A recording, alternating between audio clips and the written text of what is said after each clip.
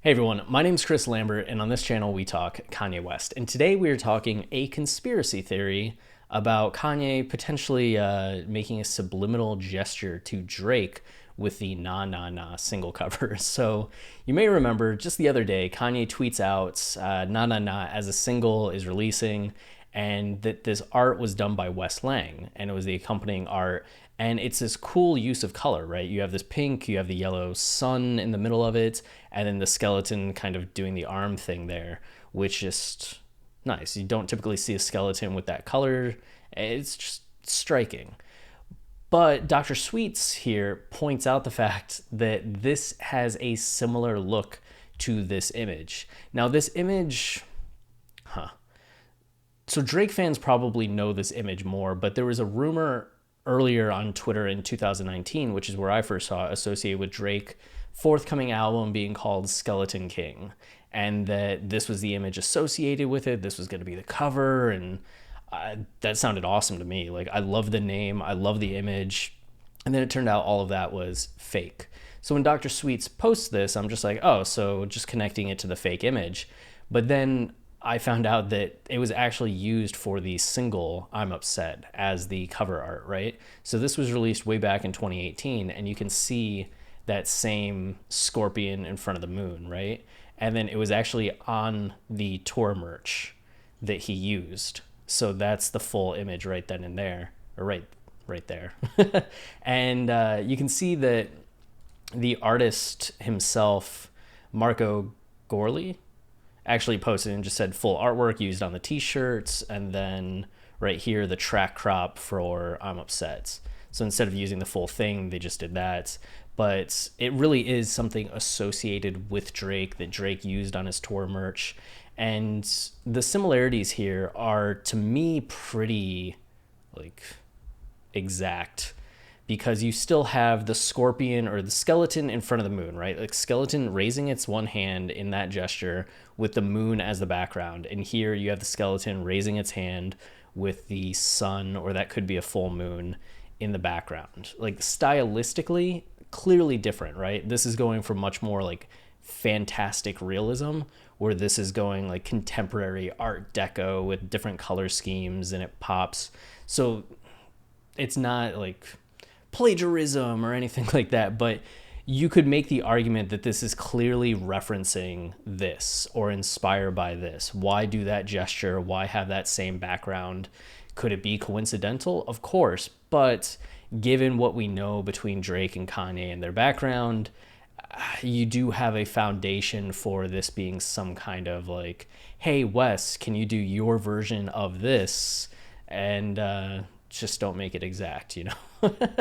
Which I was kind of like interested in, but then Brandon here sent me this, and you can see that it's this combination of, or not a combination, but this comparison of Kanye's Na Na Na cover by Wes Lang to the Day of the Dead movie poster, right? And if there's one thing that I trust that Wes Lang would know, it's Day of the Dead movie posters.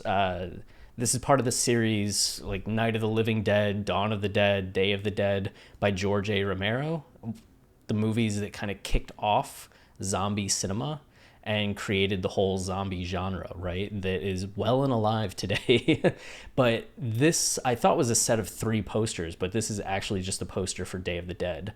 It's kind of this squared off picture with the rest of the poster creating the rectangle, showing the backing of the previous 2 movies. So Night of the Living Dead at top, Dawn of the Dead in the middle, and now Day of the Dead is the newest one. So it's a nice reference to the fact that this is the 3rd movie in the trilogy, without just plastering it all over the poster. 3rd movie in the trilogy. You can see it's that same exact color scheme though, right? You have the circle, you have the color, and you have the like zombie figure there. I mean, different positions for the zombie figure, but clearly like the blue, you just switch it with pink. You have orange rather than just yellow, but absolutely the same kind of like background and concept, with just the skeleton a little bit different. So does that mean that Wes Lang took Skeleton King image on the left and put it with the idea of this George A. Romero Day of the Dead background and kind of smashed together both ideas? Was he just inspired by this one and put the skeleton over on the side because it's just what appealed to him, like mixing that zombie skeleton like aesthetic? We won't know unless we ask Wes Lang, and unfortunately for a lot of us, we can't just be like, hey Wes, question for you, though I'd like to have that power at one point. But so for anybody that's like about to jump down that this is clearly inspired by this, we do have this as a counterpoint, which could just give another piece to the puzzle, right? This is how Wes Lang went from this, combined it with this and got this, or it's just Wes Lang knew this and used that as a reference and this is just coincidence. And then the thing that also throws a wrench into this whole thing is that now with the DaBaby addition to Na Na Na, Kanye has yet another image being used, and you can see that it's this floating head inside of a similar aesthetic of having that dominant primary color with these secondary colors standing out. I mean, you even still have another yellow sun here, right? So like red sky, yellow sun, blue earth. You could even start to make, I guess this is less of a landscape, but pink sky, orange sun. It's a similar aesthetic. So is this just part of a series Wes Lang was doing and Kanye just happened to grab one of the images and used it for Na Na Na and then grabbed a second image? This would be the first time that he's done something similar to that. Like, this is Wes Lang artwork, right? If you just Google Wes Lang. And how much of this have you seen for Yeezus merch, right? Like Yeezus merch right there, Yeezus merch right there. Is that Yeezus merch? I feel like just so much of this was Yeezus merch. And then this was Jesus is King merch, right? In 2018, you could get the Kids See Ghost merch, one of the two, but you could get this bird on a shirt that he was doing. And I think even this skeleton was on another shirt that Kanye did. So all the Wes Lang Kanye merch that has been used before, that's from Yeezus, right? Has been using like legitimate Wes Lang art.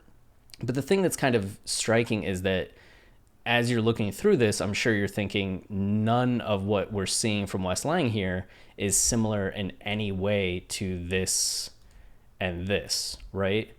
Like maybe that skull idea, but the background, that use of color, it seems that a lot of his work has more of that sketch and collage vibe to it, rather than having a lot of finished colorations or even landscapes, like these things being part of a scene.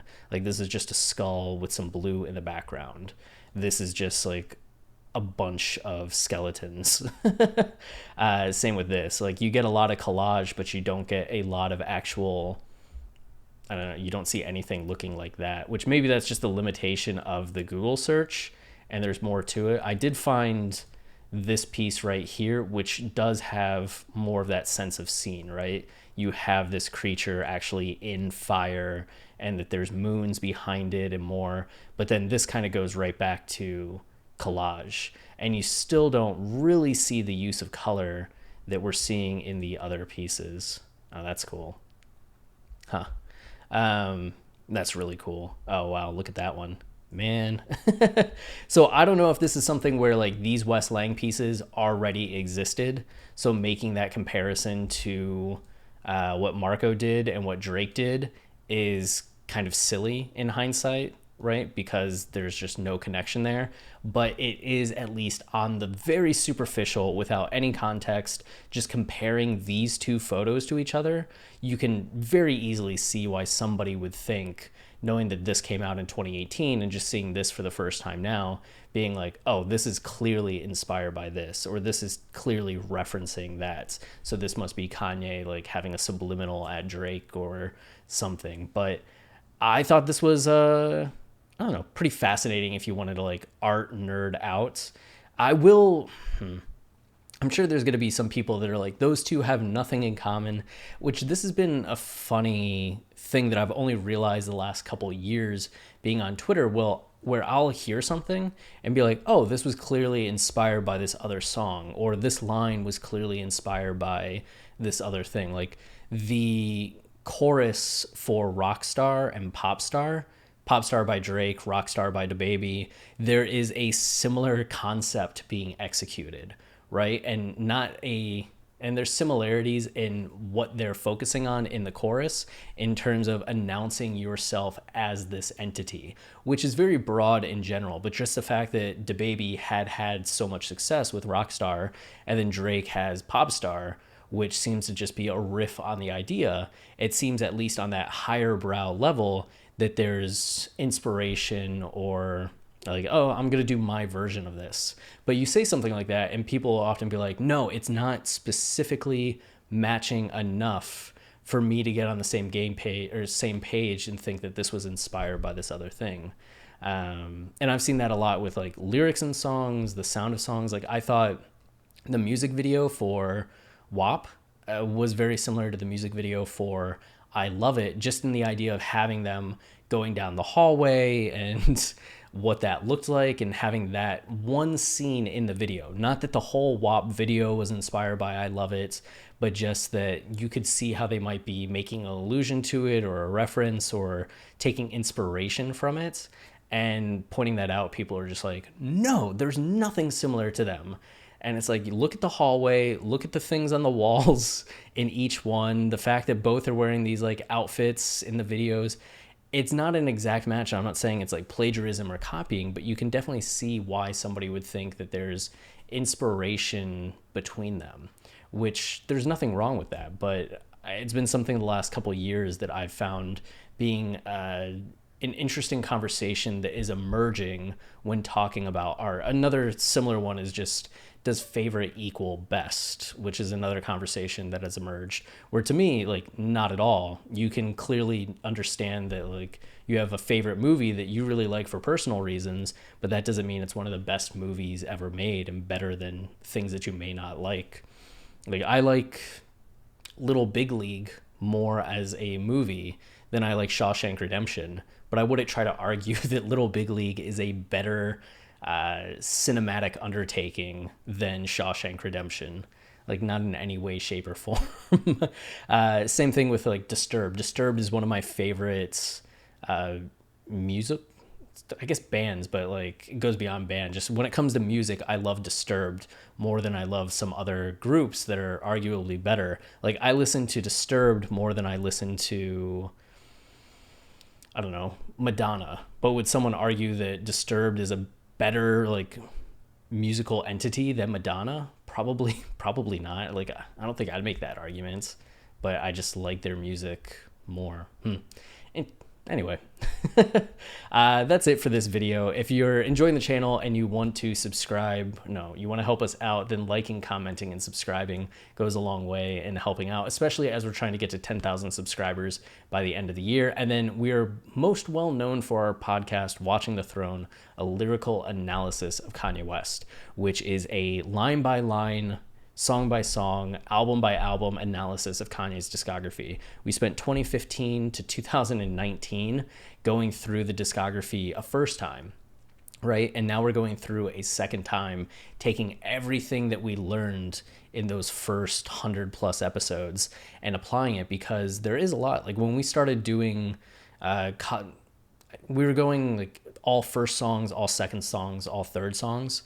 When we were doing some of those albums, like The Life of Pablo had just released, right? So we're like partway through graduation when we're talking about like The Life of Pablo for the first time. And we got halfway through most of the albums before Ye and Kids See Ghosts came out. And we were done with most of the albums when Jesus is King came out. So it's nice to be able to go back through the discography, not only with a better understanding of the albums from having talked about them, but with the context that we've gained from having Ye, Kids See Ghosts, Jesus is King all come out, and being able to put these albums in context of where Kanye is currently at.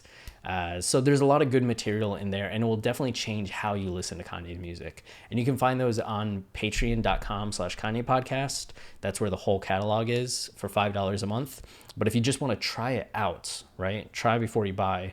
Then on iTunes and Spotify and wherever you listen to podcasts, we currently have our College Dropout 2.0 season where you can go and listen and get a taste for what it is we do, you know?